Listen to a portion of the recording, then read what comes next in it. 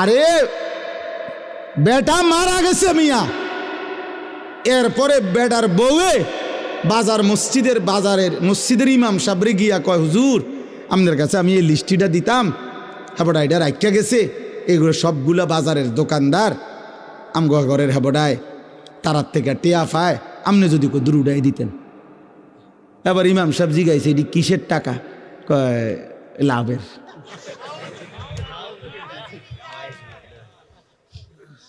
সুদখোর, তুমি মইরা কবরে গেছো, তোমার বউ সুদের টিয়া উড়া বাজারের। ছি ছি ছি,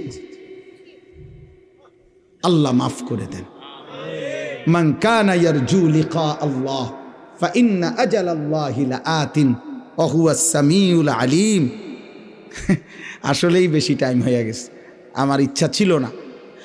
আল্লাহ তাআলা বলেন সর্বশেষ কথা